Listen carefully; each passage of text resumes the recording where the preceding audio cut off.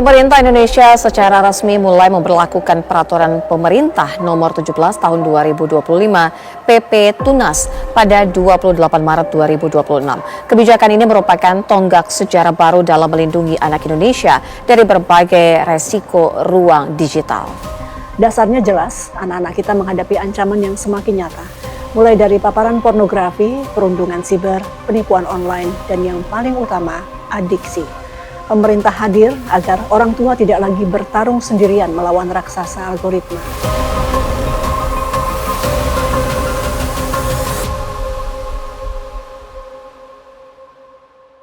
Assalamualaikum, salam sejahtera buat kita semua. Hari ini kita jumpa lagi dalam acara podcast JP Talks.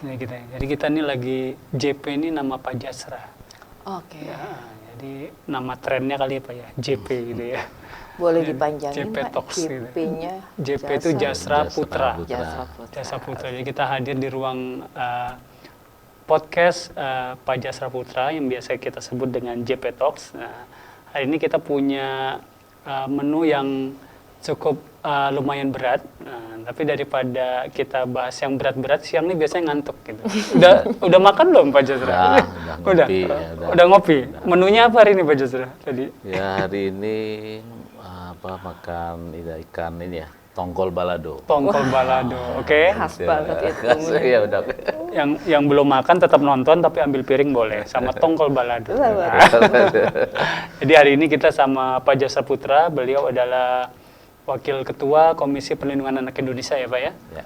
Ini udah yang keberapa Pak KPAI itu beratnya?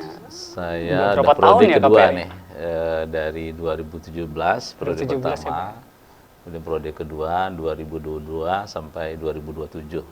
2007, ini sampai 2007 ya? Nah, dan terakhir periode Udah terakhir ya Pak ya? last period. Oh, kalau KPAI sebagai lembaga udah berapa tahun Pak? Udah Kalau boleh tahu? 20 tahun lebih. 20 tahun lebih Indonesia tahun. punya Ya. namanya Komisi Perlindungan Anak Indonesia. Jadi kalau teman-teman yang baru tahu KPAI, orang sering bertanya Komnas HAM, Komnas Perempuan. Nah, itu milik pemerintah, milik negara, dilantik presiden gitu Pak Jasra ya, dipilih oleh DPR RI. Nah kalau di anak, Komnas Anaknya itu KPAI. Ya gitu kira-kira. Ini biar masyarakat pada tahu Dok. Karena seringkali salah Dok, membedakan lembaga anak dan apa itu KPAI. Jadi penting Pak Jasra ya. Tapi juga di tengah ini sebelum mengenalin dokter, kita mengucapkan duka cita juga Pak Jasra ya. Karena KPAI baru saja ketuanya meninggal Pak Jasra ya, belum lama ini ya. Margaret Aliatul Maimunah meninggal di tanggal 1 Maret ya. Tanggal 1 Maret. 1 bulan yang lalu Pak Jasra, belum lama ya? Iya. Iya. Bagaimana sekarang kalau boleh Pak Jasra tahu kondisi KPAI? Iya, terima kasih Mas Farid. Jadi KPAI ini sudah berusia 20 tahun ya tadi ya. Iya. Kemudian kepemimpinan itu per 5 tahun itu diseleksi sampai ke proses DPR dan terakhir di SK-kan oleh Presiden gitu ya.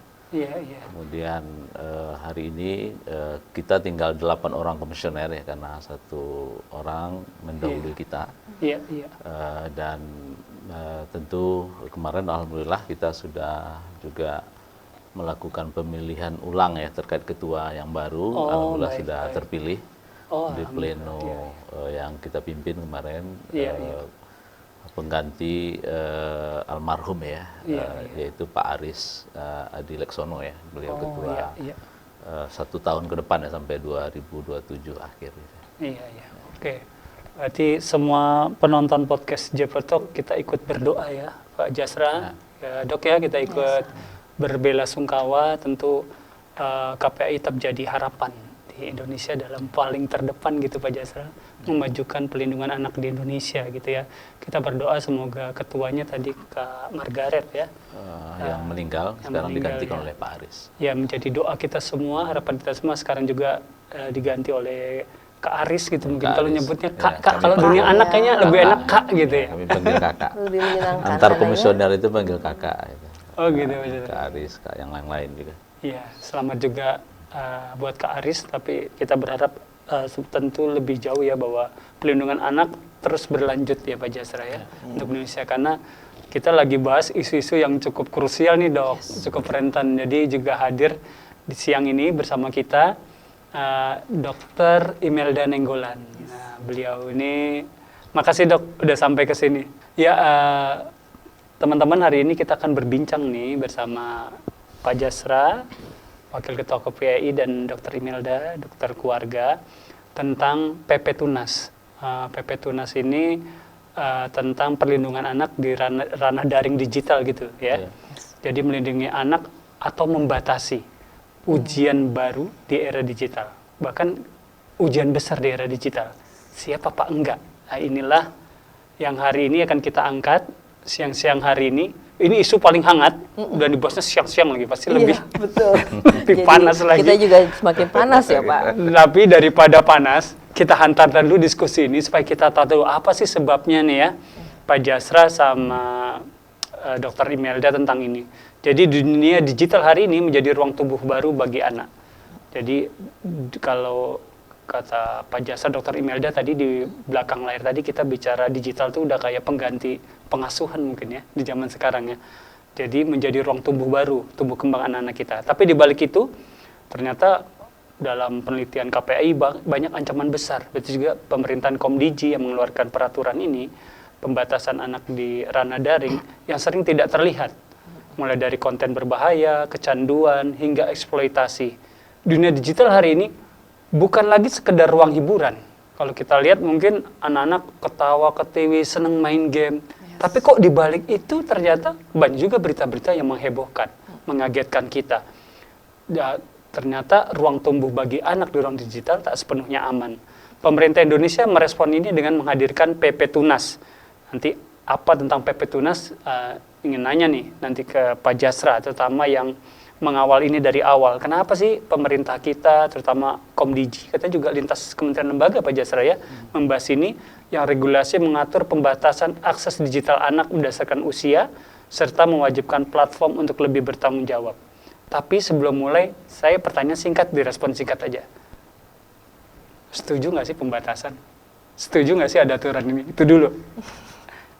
Ya, kalau setuju kan kita, KPAI kan terlibat bagian dari pengambilan keputusan itu. Iya, iya. Ya, tentu kita tentu apresiasi pemerintah mengambil langkah terkait pembatasan ini. Tentu dengan berbagai macam kajian dan termasuk juga yang terbaru kan Australia yang melakukan pembatasan di usia 15 tahun ke bawah. Jadi kalau Amerika sebetulnya sudah cukup lama gitu melakukan itu. Jadi beberapa negara sebetulnya lebih duluan daripada kita. Gitu. Oke, Pak Jasra. Jawaban aman.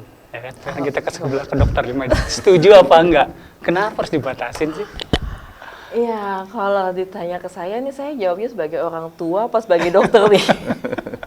Kayaknya lebih relevan kalau ditanya sebagai orang tua ya.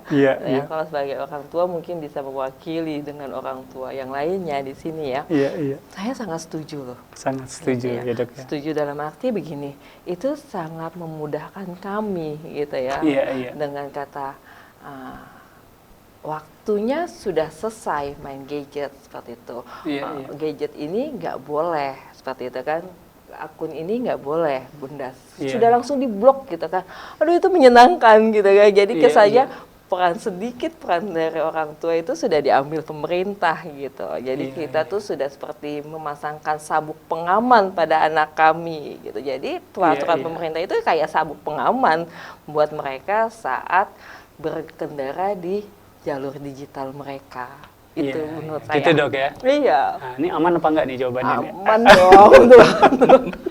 Enggak, soalnya, aman. soalnya gini, aman. kita bukan sedang menjebak Pak Jasra dan Dr. Imelda, bukan. Tapi memang itu yang respon saya rasakan ketika bertanya ke orang tua teman-teman saya. Gimana? Gak mudah.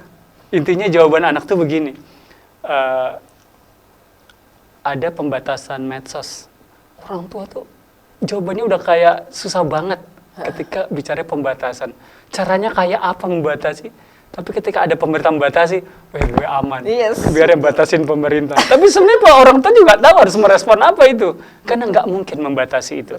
Makanya untuk itu, kayaknya teman-teman daripada kita bahasnya nanti nggak pada letaknya, alasannya apa, sebabnya apa, kayaknya kita harus balik mundur dulu nih Pak Jasra. Saya mau nanya, waktu itu gimana sih Pak Jasra pembahasannya itu, kok sampai muncul PP Tunas ini? Pasti KPAI diajak kan sama pemerintah ya Pak Jasra ya, bahas itu ya? Ya, pertama sebetulnya di dalam Konvensi Hak Anak yang sudah kita ratifikasi melalui Kepres 36 tahun 90, itu disebutkan bahwa setiap anak itu memiliki hak untuk mendapatkan informasi secara layak gitu ya. Oh, secara layak informasi. Baik itu tertulis maupun tidak tertulis gitu ya. Jadi salah satu pihak, karena kita meratifikasi konvensi itu, maka para pihak ini bertanggung jawab untuk menghadirkan informasi yang layak bagi anak. Oke. Nah, jadi ada standarisasi tentang kelayakan itu gitu ya. Iya. Nah, kemudian yang kedua, kita juga melihat di Undang-Undang Perlindungan Anak kita juga hal yang sama. Setiap anak memiliki hak untuk mencari, mendapatkan informasi, dan negara berkewajiban menyajikan informasi yang layak itu gitu ya. Oke. Nah, kemudian dalam perjalanannya kita melihat ada problem yang muncul gitu ya. Iya. Ketika informasi baik yang tertulis maupun tidak tertulis, termasuk juga online gitu ya. Dampak-dampak yang sangat luar biasa, terutama yang sangat kita rasakan itu pasca COVID-19. Di mana semua anak internet itu bak tsunami ya. Yang kita perkirakan hanya datang ke genggaman anak-anak kita itu 20 tahun yang akan datang. Tapi ketika COVID itu memaksa untuk segera hadir informasi itu di tangan atau di genggaman anak kita melalui gawainya. Termasuk juga kalau kita ingat, bahkan pembelajaran daring pun harus melalui gawai karena tidak boleh ada interaksi gitu ya. Nah, tentu berbagai kajian ya terkait dampak-dampak ini, tentu dampak positif sangat banyak dan tentu anak memiliki hak untuk mengakses informasi itu. Namun dampak-dampak negatif ini itu sangat luar biasa. Misalnya hampir 80.000 anak-anak kita itu terdampak dari judi online. Dan itu usia rentang 8 sampai 10 tahun. Di awal saya nggak percaya, kok bisa ya usia sebegitu terdampak dengan judi online, dengan cara apa gitu dok? Masuknya dari mana gitu? Masuknya dari mana gitu ya? Nah, setelah kita koordinasi dengan PPATK, ternyata ya melalui top up game, yang top up 10.000, 15.000, di situ digerus uang anak-anak kita gitu ya. Jadi ada algoritma yang mengendalikan gitu. Nah, hal lain dalam kajian kita adalah hampir 5 juta anak-anak kita itu pornografi anak kita itu, file maupun foto tersebar luas di internet. Dan itu tertinggi di Asia gitu ya. Oh gitu ya. Dan tentu ini sesuatu yang data anak kita yang harus diselamatkan gitu ya. Banyak pedofilia anak pada akhirnya melihat celah-celah ini gitu ya. Nah, kemudian hal lain yang juga menjadi kekhawatiran kita adalah karena WHO menyebutkan sebelum COVID-19 itu anak yang kecanduan anak yang berlama-lama di layar lebih dari 3 jam itu edik ya, nanti dok bisa sampaikan. Nah, dalam kajian kita, survei kita itu rata-rata di angka 5 sampai 7 jam dia di depan layar setiap hari. Nah, ini tentu berdampak panjang maupun pendek ya, baik terkait psikologis maupun kesehatan, nanti dok bisa urai lebih jauh gitu ya.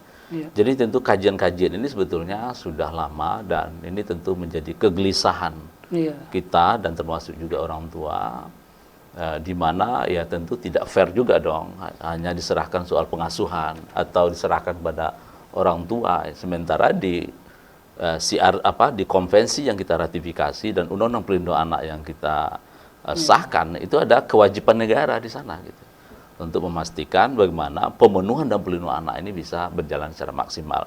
Jadi kalau kita lihat kronologis kenapa PP Tunas lahir, kemudian kenapa PP Perkomdigi lahir gitu ya, untuk menjawab situasi-situasi perlindungan anak kita yang satu sisi industri candu ini harus ada kewajiban negara untuk memastikan melindungi anak gitu ya. Karena industri candu itu ya saya sampaikan soal pornografi, judi online, kemudian narkoba, kemudian termasuk juga game online gitu ya, beberapa produk itu yang yang terus menantang anak-anak kita gitu ya, ketika level ini belum selesai, ada level selanjutnya dan seterusnya, dan itu tidak ada berkesudahan gitu ya.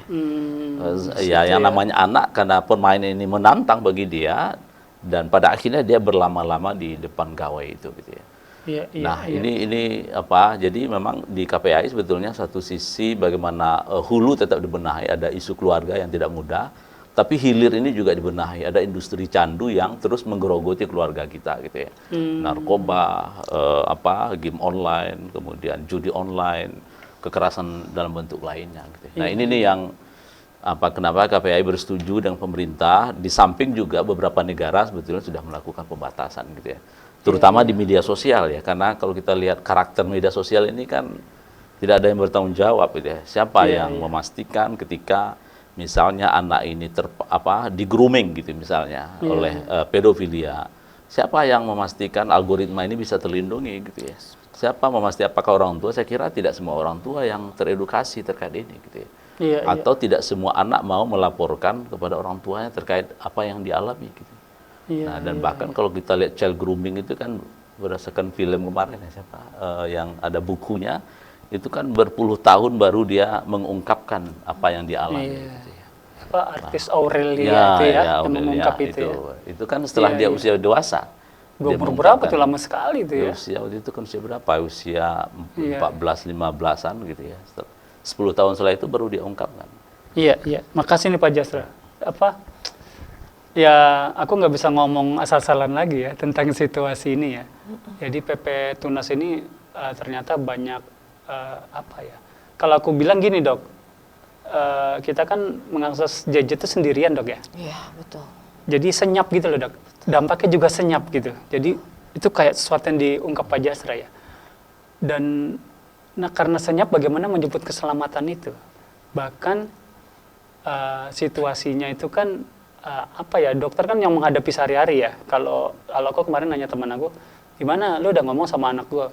Rata-rata teman-teman yang punya anak SMA itu ditanya anaknya emosi dok. Kalau ditanya itu semakin emosi soal pembatasan. Dia bilangnya begini, kenapa sih pemerintah nggak ngurusin judul? Ngapain ngurusin ini? Gitu loh. Jadi kayak gitu jawabannya. Nah itu dok. Tapi di luar itu semua sebenarnya di ruang dokter itu kan terjadi benar-benar fakta empiris ya, evidence base-nya.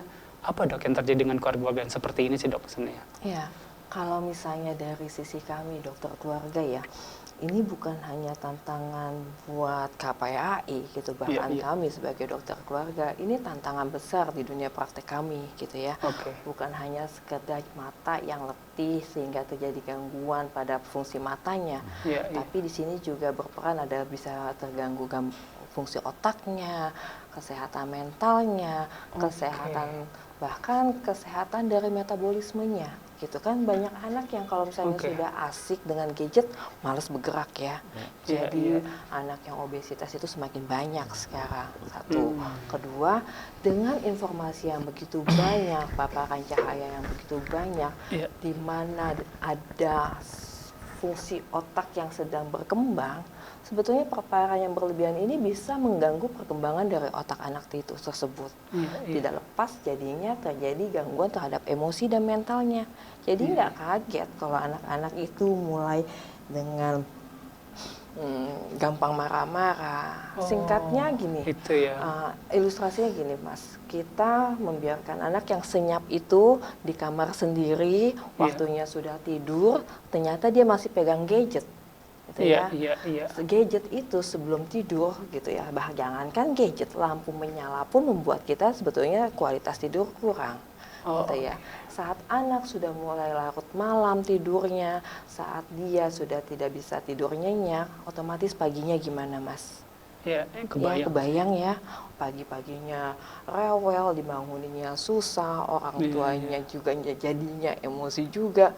Dari pagi runutnya panjang sekali sampai malam terulang lagi. Kita jadinya bisa membayangkan bagaimana perkembangan anak kita secara emosi, secara mental, bahkan secara kesehatan fisiknya ya.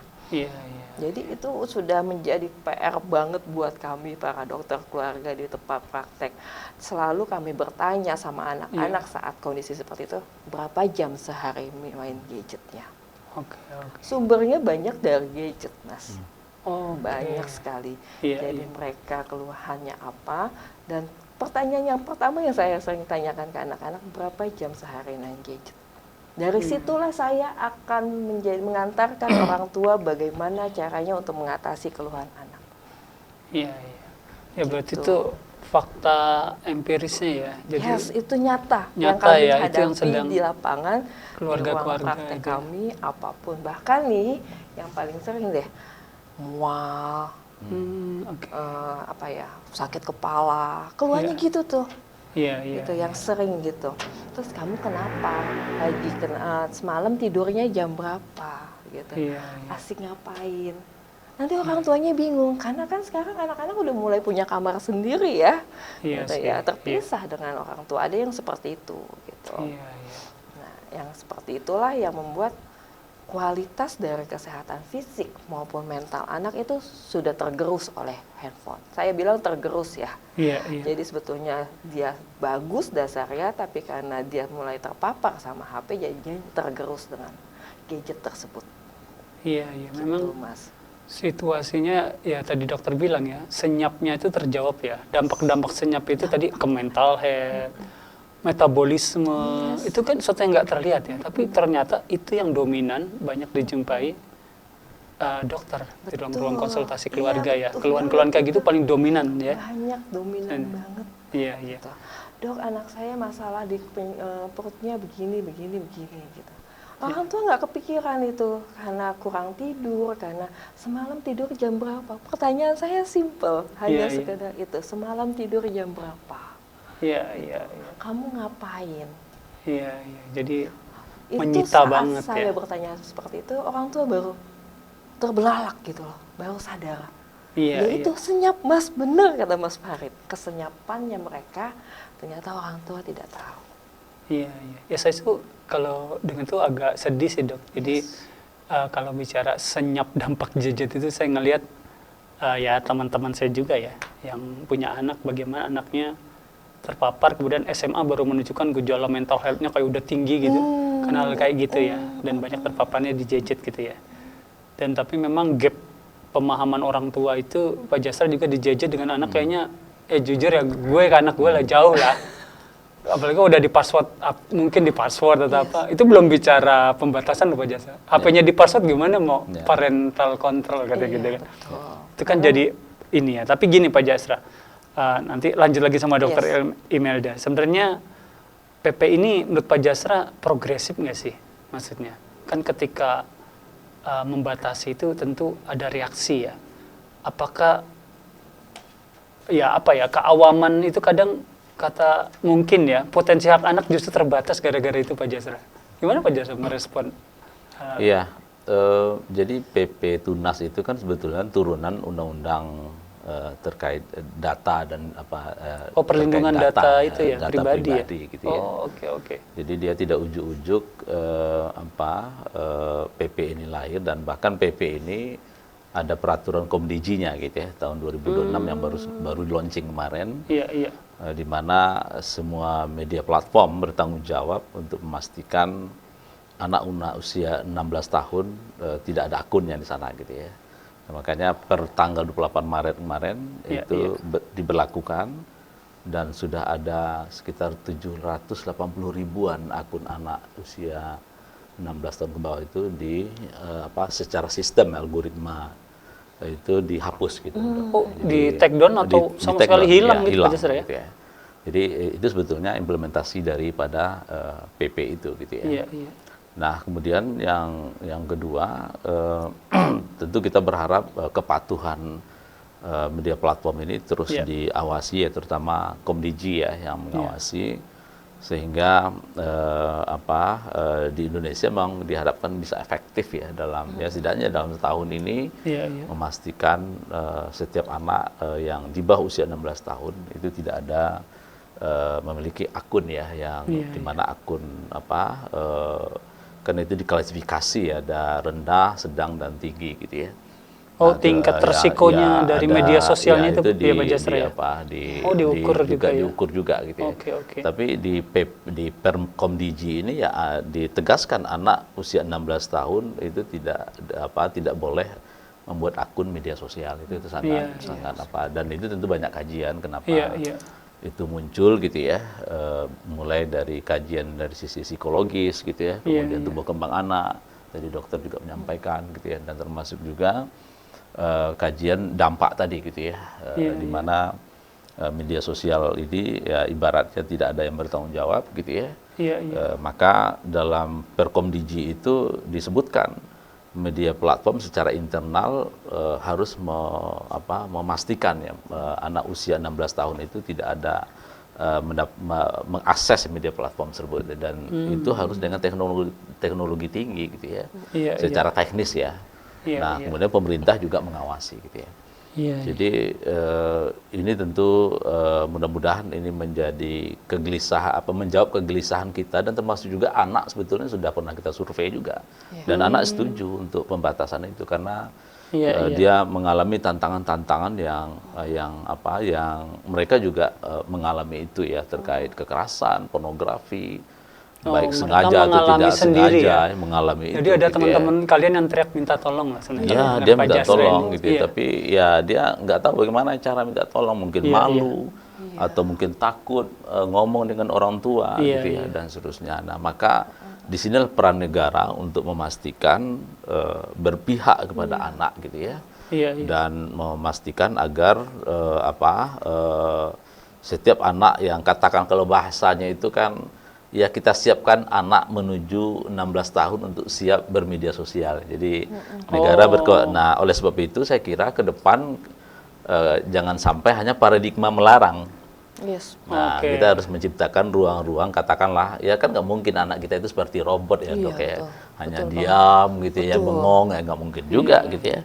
Nah, oleh sebab itu ya tentu tantangannya ada bagaimana keluarga secara dari sisi pengasuhan ya harus banyak berinteraksi ya dengan anak, berkomunikasi, dan termasuk juga membuat kegiatan-kegiatan ya bersama anak gitu ya.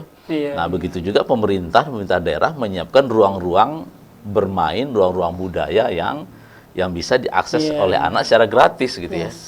Kalau hari ini kan ada ruang bermain tapi berbayar gitu kan ya, tapi nggak semua anak gitu ya bisa dan mampu ke sana gitu ya. Nah, oleh sebab itu saya kira ini dampak karena kan di klaster di konvensi itu kan disebutkan terutama klaster 4 ya, bahwa anak memiliki hak atas pendidikan, waktu luang, budaya.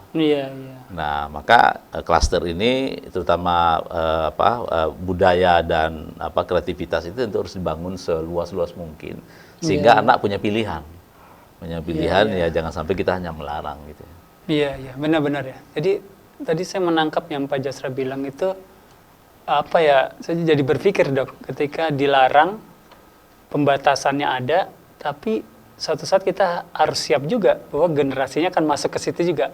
Tadi Pak Jasra membahas itu apa yang harus disiapkan. Itu menarik sebenarnya, tapi kalau bisa di JP Talk seri 2 lah itu kan. Jadi seri selanjutnya. Tapi itu menarik itu. Jadi bagaimana itu mempersiapkannya? Menuju 16 gitu ya. Iya, jadi itu belum dibahas itu. Itu menarik sekali. Tapi begini, yang saya ingin sampaikan ke dokter, tadi Pak Jasra bilang tentang respon anak-anak, misalnya dia menjadi korban, terus bicara reproduksi aja mungkin aib gitu. Jadi itu saya berpikir, dok, dari dampak yang Pak Jasra bilang menonaktifkan TikTok 780.000 akun anak hilang, itu orangnya kayak apa tuh, dok? Secara psikologis kan. Jadi saya berpikir bisa jadi itu pengaduan-pengaduan tidak hanya dampak hilangnya, tapi juga kasus-kasus anaknya bermunculan, dok. Anak kemudian melaporkan, karena biasanya dilampiaskan di situ. Dia nggak melapor, tapi terlampiaskan. Tapi nggak selesai masalahnya. Tapi benar-benar hilang, terus gimana? Nah, saya berpikir kayaknya pasien dokter akan banyak, gitu loh. Gitu. Betul. Terus kedua, setelah dibatasi itu, tadi kita bilang anak-anak emosi, dok. Itu aja harusnya gimana ya sikap orang tua? Gitu, dok. Gimana, dok, pada kenyataannya, dok? Ya, ini mungkin udah kayak apa ya, kalau misalnya untuk anak seperti badai tsunami-nya anak-anak ya. Iya. Betul ya. tiba-tiba mereka kehilangan dopamin efeknya gitu, rasa dopamin. bahagianya menggunakan gadget gitu ya. Bayangin kalau misalnya orang dengan lagi sakau itu gimana ya kita kalau misalnya kita mau ibaratkan kecanduan gitu ada dopamin efek dari gadget tiba-tiba langsung diambil, itu tantangan berat buat kami keluarga, saya sebagai orang tua maupun saya sebagai dokter keluarga gitu ya. Kalau misalnya memang itu memang sudah menjadi keputusan pemerintah, ya mau nggak mau kita harus dukung ya peraturan pemerintah itu ya.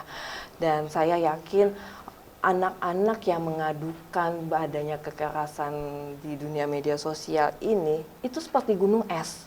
Yang ngadu tuh cuma sedikit. Gitu, yang berani ngadu tuh cuma sedikit, sedangkan yang di bawah yang nggak kelihatan tuh banyak banget sebetulnya. Gitu ya. Ini salah satu media JP Talks ini salah satu sosialisasi ya Pak menurut saya ya. Untuk orang tua juga lebih siap bagaimana kita menghadapi badai tsunami pemblokiran semua akun anak. Saran saya sebagai orang tua juga ya, saya juga membayangkan Pak sebetulnya karena saya punya 2 anak remaja ya. Iya sama dok. Saya lagi nyari tips juga nih, apa nih bocoran dokter nih? Bocorannya ya. Masih di bawah 18 tahun ya. Gitu ya. Bersyukur memang ruang terbuka budaya seperti itu di daerah kami lumayan ada taman, satu taman, hutan kota di Tebet, Eco Park itu itu lumayan menyenangkan. Gitu kan. Kita bisa mengajak ke sana seperti itu. Dan satu hal yang saya mau tekankan, kita yuk gali hobi anak kita sebetulnya apa, gitu kan. Biasakan mereka mulai bergaul dengan temannya di luar, gitu kan. Misalnya mereka, Mam, aku mau main bulu tangkis sama temanku. Iya, kita harus dukung dong itu. Ngapain? Kadang-kadang kita salah mengartikan anak-anak kita bergaul, takutnya tidak bisa kita liatin jadinya di luar kontrol gitu ya. Padahal kita bisa memberikan dampak positif di situ, mereka berinteraksi gitu ya. Mungkin di sini peran guru juga lumayan besar nih gitu kan di sekolah kan sebetulnya jam pelajaran mereka lumayan lebih banyak di sekolah daripada di rumah gitu ya. Nah, di sekolah ini mulailah kita guru itu juga mulai menggunakan fasilitas belajar yang manual. Balik gitu, lagi Pak. dok. Balik lagi gitu ya. Serius nih. Dari Ternyata di Finlandia juga sudah melakukan itu ya gitu. Pak ya gitu. Pembelajaran mereka sekarang sudah kembali tidak online lagi Buku gitu manual. karena memang dulu kan karena pas era COVID ya Pak ya itu mau nggak mau harus dilakukan. Ternyata dampaknya yang begitu besar, bahkan Kemenkes sendiri juga sudah meriset Pak ya tahun 2025 angka screen time-nya anak-anak tuh rata-rata di angka 7,5 jam sehari.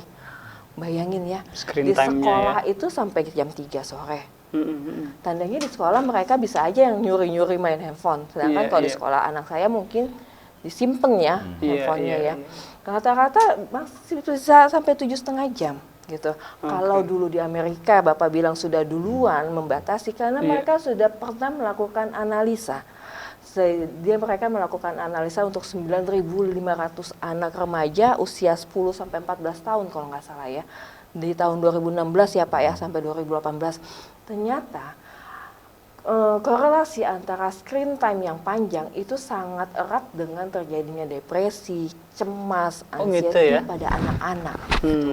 Ya, kita mesti sadarkan orang tua bahwa dampak yang diberikan pemerintah itu bukan hanya membuat kami orang tua tuh susah, bukan. Ini kita lagi masangin sabuk pengaman saya bilang. Gitu ya. Kita kan kalau misalnya sama aja kalau misalnya di bawah usia 16 tahun anak-anak motor kan nggak boleh ya naik motor gitu ya. Karena mereka belum punya SIM ya. Kita ibaratkan anak itu belum punya SIM untuk berselancar di dunia digital. Itu yang perlu kita tekankan ya. Memang sih nggak mudah untuk sesuatu yang saklek itu nggak mudah ya Pak ya. Bisa jadi KPAI kan atau dokter anak juga. Pengaduannya langsung dokter KPAI. ada di JPL Talks mengatakan setuju dengan pemerintah. Yes, kita tuh harus taat sama pemerintah. Pasti tujuannya untuk datangkan kebaikan kok. Cuman ya kita memang harus siap-siap sebagai orang tua ya. Ya Pak, kita harus siap-siap loh Iya sebagai sih. orang tua Aku ya. ya- Mau nggak mau ya. Ya, aku sama dengan teman-teman lainnya di grup orang tua ya was-was sebenarnya kan. Untuk Sebenarnya sih menghadap- was-wasnya lebih pada ini dok. Gue responnya harus gimana ya jadi orang Iya. tua. Untuk Gitu kan. jujur deh, untuk menghadapi tantrumnya anak-anak Nah, itu, gitu kayak kan, gitu-gitu yang kita sih. khawatirkan kan Iya sih. sebetulnya ya. Iya dok. Jadi yang kayak gitu. Makanya kadang kalau melihat situasi ini apa ya seberapa efektif, efisien gitu loh, Pak Jasra. Ya. Tapi satu sisi kalau ngelihat data-data sama angka tadi dok, kayaknya udah nggak mungkin ya. Anak kan berasal yang harusnya belum tahu itu, kemudian mereka bertumbuh kembang harus penuh dengan dukungan, tapi terganggu sehingga tumbuh ke arah yang tidak diinginkan gitu lah ya. Dan itu nyata, banyak yang minta tolong, bahkan datanya kita nggak tahu ketika dibuka Pak Jasra tadi, ngeri-ngeri banget datanya ya, aku bilang. 5 juta di pornografi online, tadi ya gede banget, terus kebayang anak-anak kita tumbuhnya akan seperti apa kan. Tapi gini Pak Jasra, siapa yang paling bertanggung jawab sebenarnya dalam PP Tunas ini? Negara, platform, atau orang tua? Aku nggak berani ke anak Pak Jasra, gue cari aman nih. Iya. Salah ya? Ya, kalau kita merujuk ke Konvensi Hak Anak yang diratifikasi oleh pemerintah, di mana konvensi ini kan setiap 5 tahun kan kita wajib melaporkan ke PBB ya. Oh, oke. Kemudian di Undang-Undang Dasar kita, di Undang-Undang Perlindungan Anak kita, yang berkewajiban itu adalah negara. Jadi negara berkewajiban melindungi, memenuhi hak-hak anak ya, mulai dari klaster 1 sampai klaster 5 ya. Tapi negara itu, yang disebut negara itu pemerintah doang apa gimana Pak Jasra? Iya, Kalau ya, disebut negara dalam konteks ini ya tentu pelaksananya ya tentu pemerintah gitu ya, Oh, baik oke. pemerintah pusat sampai yang terkecil ya, kalau memang Oke, RT RW adalah bagian dari instrumen pemerintah Oh, oke. gitu ya, maka juga berkewajiban gitu Iya, ya. iya. Nah, sementara masyarakat, orang tua, dunia Iya, iya. usaha, dia adalah bertanggung jawab. Ya, Iya, jadi iya.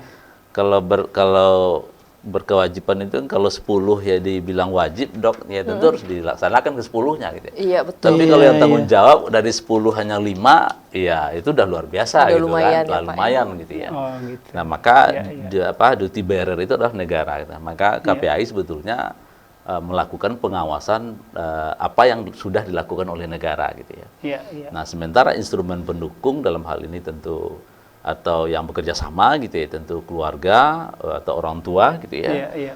Kemudian masyarakat itu lebih luas lagi, ini masyarakat itu ada dunia kampus, kemudian ada dunia usaha, ada Iya, iya. bermacam profesi ya, termasuk profesi dokter gitu ya. Iya, Tentu dia bertanggung jawab gitu, bukan berkewajiban gitu ya. Iya, Nah, Oke. oleh sebab itu kenapa pada akhirnya kan negara membuat regulasi, Iya, karena memang mandatnya dia berkewajiban untuk melindungi generasinya dan juga punya kepentingan Oke terkait lah ya. generasi emas yang Yes, menjadi cita-cita kita Iya, gitu ya. Oke, oke. Jadi saya kira ya tentu tidak kita biarkan negara sendirian gitu ya. Iya. Tentu semuanya, terutama tentu keluarga yang terdekat dengan anak tentu bertanggung jawab juga gitu ya. Nah, Iya, namun iya. tantangannya kan kalau bicara isu keluarga ini kan bisa berseri-seri GP Talk-nya gitu kan. Tadi Jilidnya nggak dokter berhenti. sudah menyampaikan pengantarnya gitu kan. Iya, betul. Iya, bagaimana misalnya soal komunikasi dengan usia anak yang beragam Iya, itu iya. gitu ya. Iya. Tentu pendekatannya tentu berbeda gitu ya.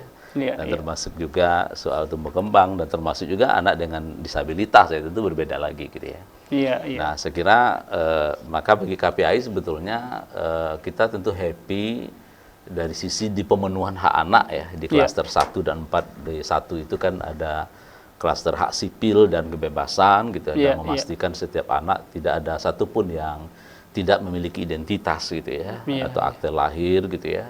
Kemudian forum-forum anak atau forum-forum lain itu diciptakan kepada anak agar dia bisa berpartisipasi gitu ya, dalam artian berpartisipasi secara bermakna. Iya, iya. Tidak hanya diundang rapat saja gitu ya. Oh, gitu. Di musreng Bangnas diundang atau Iya. di desa diundang, lalu anak berpendapat gitu ya. Lalu pertanyaannya, pendapatnya itu didengar atau dilaksanakan atau tidak. Nah, itu harus dilihat lagi. Oh, kalau prakteknya di lingkungan jauh banget Pak Jasra Iya, kalau udah apakah bicara misalnya ini. anaknya diikut monitoring dan evaluasi nggak terkait program pemerintah itu? Gitu.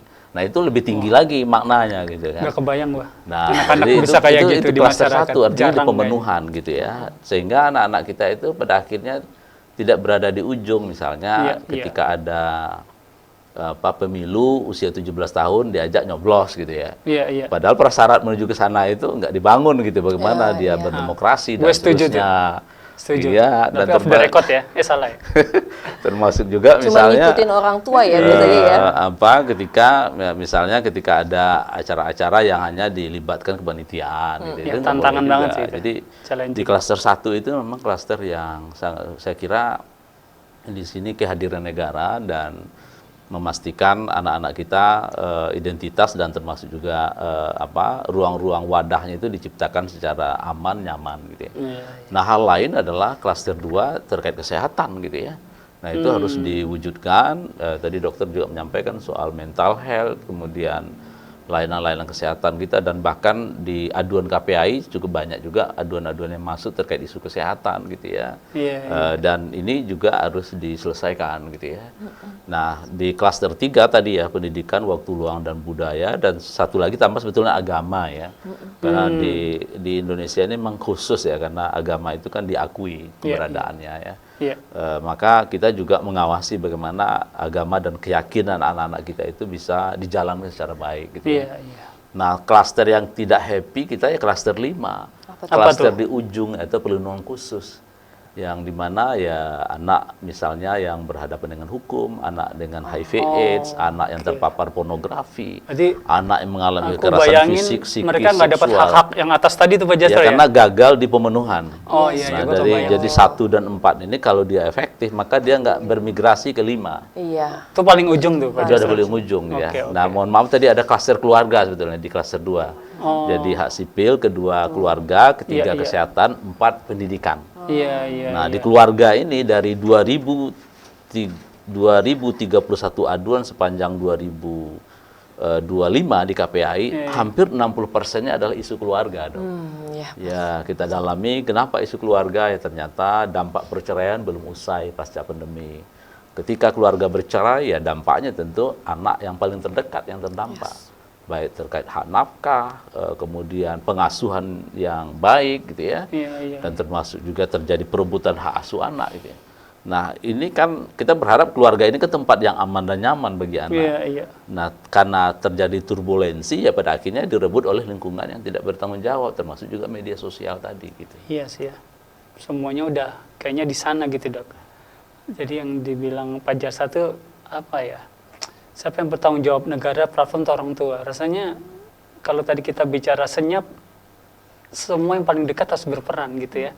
Karena yang paling terdekat gitu kan. Kalau PP Tunas kayaknya jauh banget gitu, aturan gitu. Tapi siapa yang tiap hari anak pegang HP? Artinya gini Dok, Pak Jasra, pada akhirnya anak bukan hidup dalam regulasi PP Tunas ya, tapi dia hidup benar-benar di keluarga gitu kan. Iya. Kalau kita lihat dari 24 jam waktu anak, ya tentu keluarga yang paling banyak ya. Kalau dia sekolah ya paling kan sekitar 7 atau 8 jam ya Dok ya, kalau anak-anak kita sekolah. Sisanya kan berada di keluarga. Nah, tentu keluarga lah yang memahami bagaimana cara mengasuh anak. Tapi kan tantangan kita dalam kajian kita kan dari 13.000 orang tua yang kita survei tahun 2020, itu hampir 60% nggak mengerti dan tidak memahami bagaimana cara mengasuh anak secara baik, gitu ya. Berkomunikasi, kemudian mendampingi dan termasuk juga mendengarkan pendapat anak, gitu ya. Nah, saya kira setelah kita dalami situasi profil keluarga ini kan rata-rata kan keluarga kita itu kan ada tamatan SD SMP gitu ya. Yang tentu nampaknya ya dalam kajian kami ada korelasi ya antara pendidikan dengan katakanlah semangat atau kemampuan dia untuk belajar bagaimana mendidik anak secara baik. Karena di Indonesia kan tidak ada sekolah keluarga ya, karena yang ada adalah kita melihat keluarga kita masa lalu ya, kakek nenek ya. Yang saya kira tentu pengasuhannya baik, bagus gitu ya. Kita kesannya mewarisi pengasuhan orang tua dulu gitu Pak Jasra maksudnya. Sebetulnya nggak ada masalah. Sebagai orang tua ya ikut kakek nenek. Iya, nggak ada masalah sebetulnya. Itu kita produknya gitu ya, dok. Saya, dokter juga. Tapi nampaknya untuk mendidik generasi Z, generasi lanjutan itu perlu diupdate dan diupgrade kapasitas pengasuhannya gitu. Oke, Pak Jasra. Ini yang tantangannya gitu saya lihat. Ya, tadi saya sebenarnya mau ngomong itu belum selesai Pak Jasra, karena tadi saya mau bicara WA orang tua tuh bilang dengerin Pak Jasra sama Bu Emeldia ini kita kayak dipretelin gitu. Bukan kita gagal sebagai keluarga ya, maksudnya memang penting loh. Setelah pada mengikuti diskusi ini penting loh PP Tunas ini. Betul. Karena gue nggak bisa sendirian sebagai orang tua. Sebenarnya mau ngomong gitu. Betul. Hanya Betul. ekspresinya tuh Betul. bingung aja gitu loh dok. Ya. Harus apa? Makanya ini mungkin jadi sesi terakhir nih sebelum penutup. Sebenarnya Yang paling apa sih krusial dok adalah yang harus kan di keluarga merespon situasi yang kayak gini nantinya? Kan banyak efeknya nih dok. Apa do and done-nya dok keluarga ke depan yang melihat situasi ini?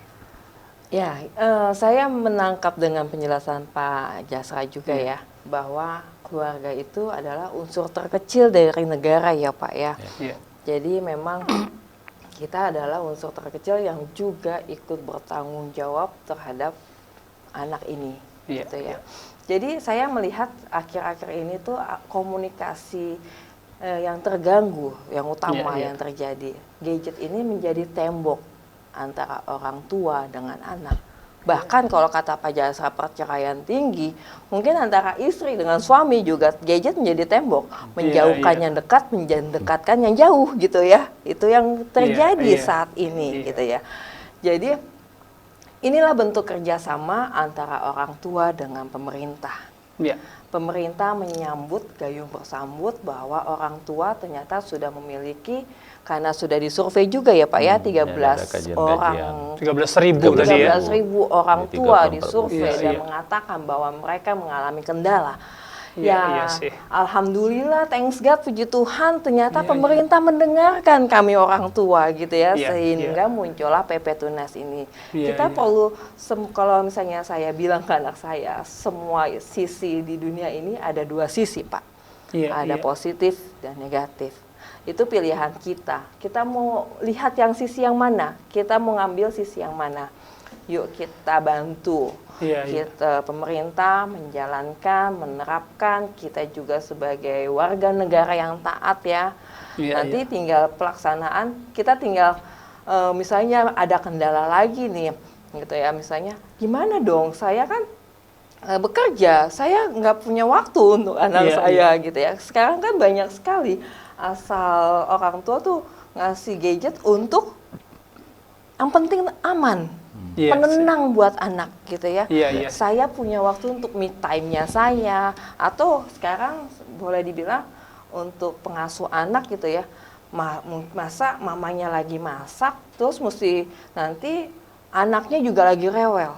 Itu yang Iya, paling banyak ya. Jadi udah di orang tua dok punya orang pengasuh. tua, pengasuh. Pengasuhnya lagi Lagi memberi kurang lagi tahu, pengasuhannya kepada HP. HP gitu ya. Kepada- Malah meringankan pengasuh ya, jadinya yang nggak kerja ya. Jadi gitu kebayangku kan. gitu dok. Bayangnya gitu, apalagi kalau pengasuhnya lagi pergi tuh gitu Iya, ya, lagi kemana segala macem gitu Iya, ya. Orang iya. tuanya di kantor, anaknya apa? Pasang CCTV, anaknya pegang HP. Oh aman, anaknya saya pegang HP. Iya, iya. Padahal dia tidak lihat, anaknya bukanya akun apa gitu Iya kan. sih. Ini kita lihat sisinya lah, kita cukup diuntungkan dengan pembatasan. Iya, iya. Ya seperti Oke. kita diuntungkan anak kita nggak boleh naik motor. Seperti anak gadis saya ya, Mam Iya. saya mau nyetir mobil. Umurnya Iya, iya. baru 13 tahun coba Pak. Memang 13? tingginya 13 tahun. 13 Tingginya tahun. memang lebih tinggi dari saya. Kan Iya, kaki saya udah nyampe Mam Iya, katanya gitu. benar sih. No. Peraturan pemerintah 17 tahun. Gampang, simple kita Iya. jadinya ngomongnya ya. Iya, iya. Pokoknya 17 tahun kamu ikutin aja peraturannya gitu.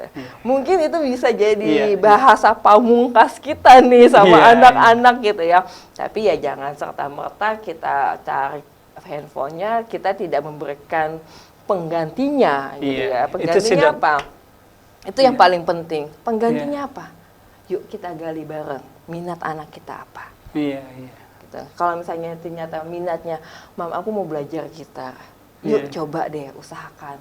Gimana Iya. caranya kita nyicil ya, beli gitar. Misalnya gitu ya Pak Iya. Jasra ya, gitu ya. Mam aku pengen beli buku. Yuk kita ke perpustakaan. Misalnya kayak pernah anak saya pulang jam 3 sore. Kok lama banget nak, bukannya jam 1. Perpustakaannya baru tutup jam 3 sore Mam. Oh, Oh gitu. saya diam. Iya, Nah, iya. itu juga hal-hal seperti itu juga perlu kita sambut gitu ya. Iya. Kita memberikan pemindahan pemikiran istilahnya gitu ya. Iya. Jadi jangan anak biasanya fokusnya ke gadget, ini kita pindahkan pemikirannya. Gitu, supaya mereka lebih kreatif gitu ya. Kalau kita dulu baca novel ya Pak ya, jadi kita sambil baca, membayangkan gitu ya. Kalau anak-anak sekarang kan enggak, nonton itu sudah diarahkan tuh. Jadi kreativitas anak sebetulnya berkurang Pak dengan seperti itu. Jadi kita mulai memindahkan pemikirannya, selain handphone apa ya? Yang pasti kita sebagai orang tua juga harus belajar ya. Belajar untuk mendampingi, memberi contoh. Nah, itu yang penting ya. Contoh, jangan kita bilang anak kita nggak boleh pegang handphone, kita sendiri sibuk sama HP kita. Iya. Mami ini. Iya. Kebayang nggak? Iya sih. Kalau misalnya saya ngomong nih saat ini gitu ya, saya sambil megang HP. Iya Pak Jasra, benar Pak. Betul banget Bapak. Iya, perasaan anak emosi kita delivernya sih. tidak ada bonding antara orang tua dengan anak seperti itu. Iya, itu saya setuju banget deh sama PP Tunas ini. Terima kasih Pak untuk PP Tunas. Ya, ini kadang hal-hal mendasar banget ya. Jadi aku membayangkan situasi anak-anak kita pasca PP Tunas ini. Jadi kalau boleh, ini closing statement terakhir gitu kan.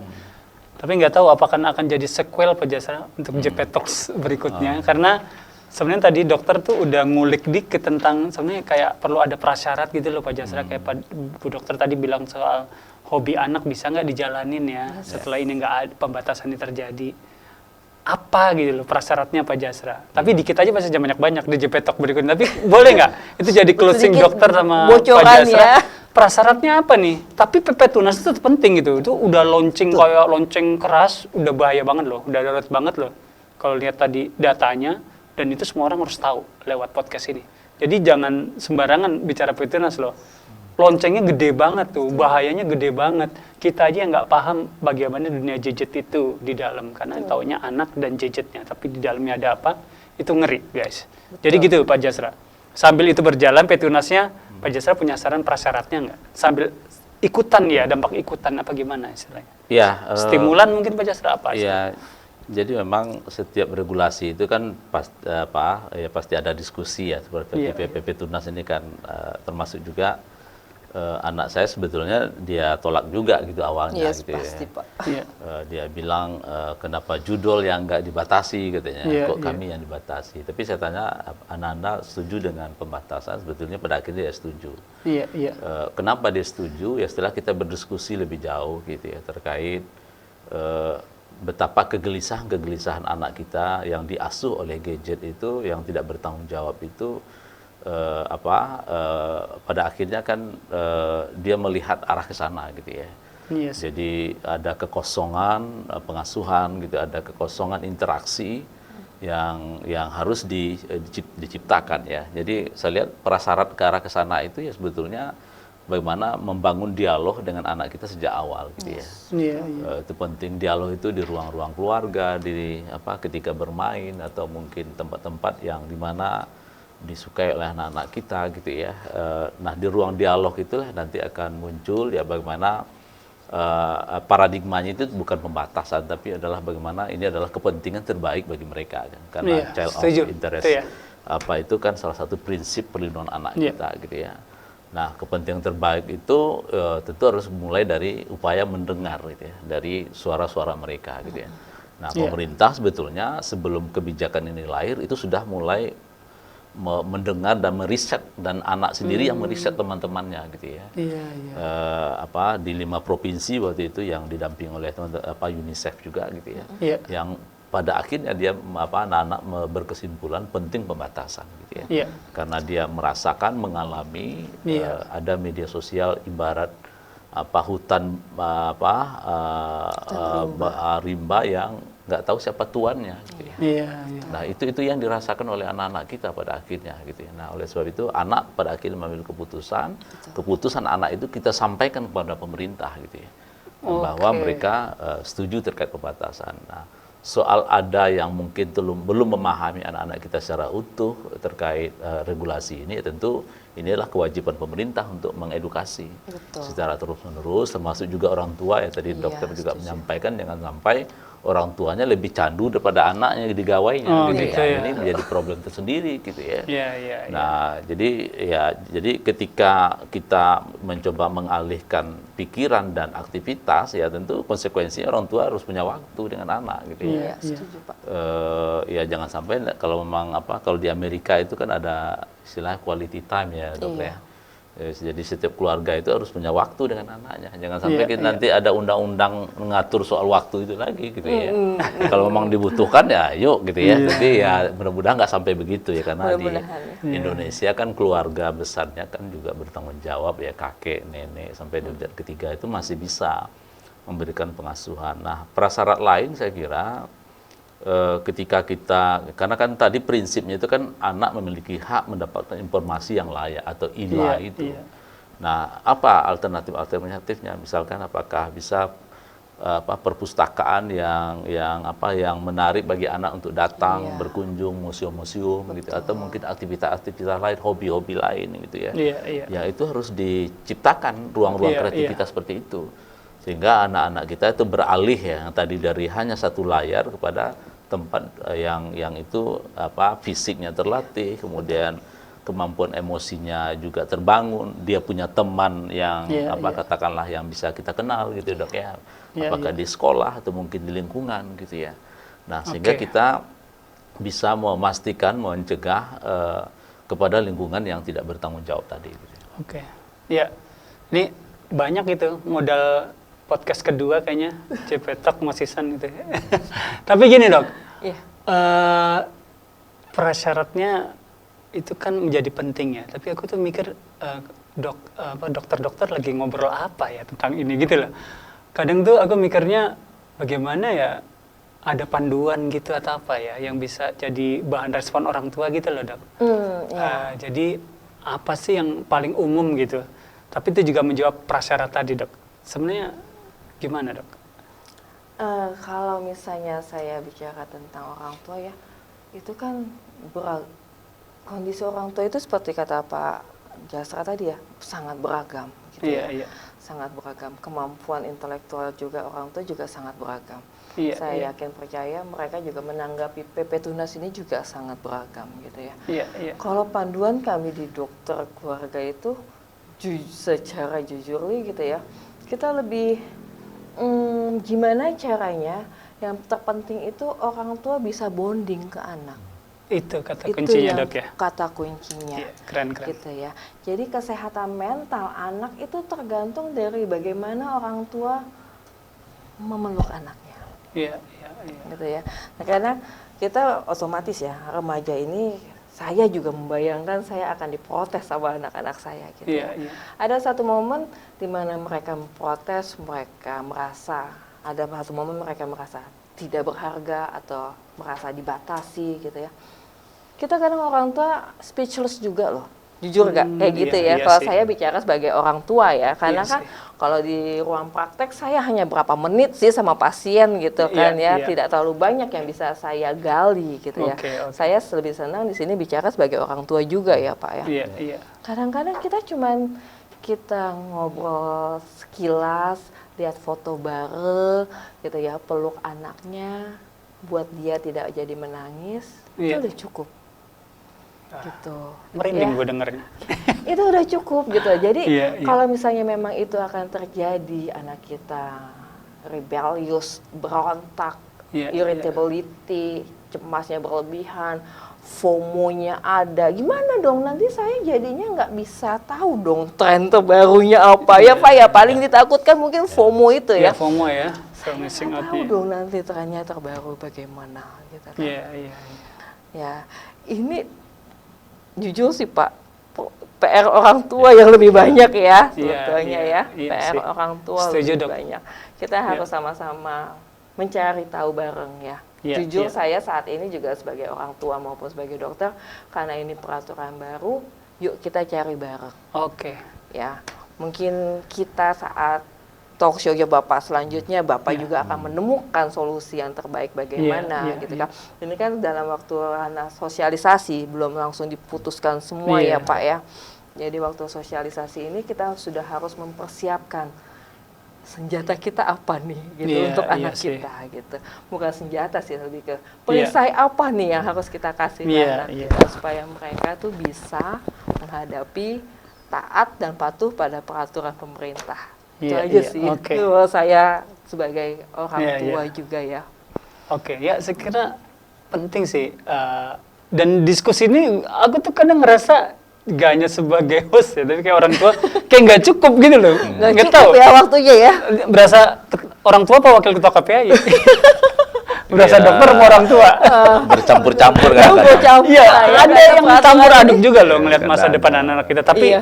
memang harus kita cukupkan sampai sini dulu Pak Jasra, Iya, iya. Bu Dokter. Tapi kita yakin banyak hal kebaikan jadi wadah, nggak menjawab jadi inspirasi, jadi bergandengan tangan. Kita lebih aware. Iya. Gue mau ngomong gini nih, misalnya kalau ada teman-teman orang tua yang nolak anaknya, tapi anak-anak yang nolak itu harus tahu loh, guys, bro, ada temen lo lagi teriak minta tolong. Yes. Lo juga harus aware gitu loh. Betul. Mungkin gue mau ngomong PP Tunas terakhir kayak gitu. Hai guys, yang nolak PP Tunas, lo anak-anak, ya generasi muda, lo harus tahu, harus toleran, apa istilahnya? Ini sama peduli, empati sama teman-teman yang lain yang lagi pada minta tolong. Dan dia ngadepin masalah banyak hal. Aku kalau dengar apa di balik layar tadi dokter Mupa Jasa cerita masalah judol, masalah anak korban judol, itu kayaknya berlapis-lapis banget akhirnya masalah itu ya dok ya. Jadi memang harus penting PP Tunas itu ada karena meminimalisir, mengurangi, dan itu kayaknya kalau Pak Jasa bilang itu masalah di hulu ya. Jadi bagus itu mengintervensi hulu. Oke. Udah sampai situ kita cukupin. Sebagai kata penutup, jadi PP Tunas adalah langkah penting, tapi bukan solusi tunggal. Kita sepakat itu, saya kira. Kita harus bergandengan tangan, kita harus cari solusi bareng, dok ya? Yes, betul. Pak Jasa, kita Ya, harus membangun prasyaratnya bareng sama pemerintah juga. Orang tua udah merasa dukun, tapi nggak bisa sendirian. Anak-anak juga harus berperan serta. Jadi perlindungan anak dunia digital, perlindungan anak di dunia digital bukan hanya soal membatasi akses, tapi memastikan mereka tumbuh sehat. Mereka punya tingkat usia, pemahaman, tumbuh kembang di umurnya yang harus diperhatikan. Sehingga yang kata dokter fenomena mental health itu ya, gunung es, puncak es itu, yuk kita kurangin. Dan secara mental, sosial, emosional mereka. Karena pada akhirnya masa depan digital adalah masa depan anak-anak kita juga. Sampai jumpa di JP Talks. Seri selanjutnya. Terima kasih. Salam buat semuanya. Terima kasih yang udah nonton. Salam. Assalamualaikum warahmatullahi wabarakatuh. Salam sejahtera buat kita semua.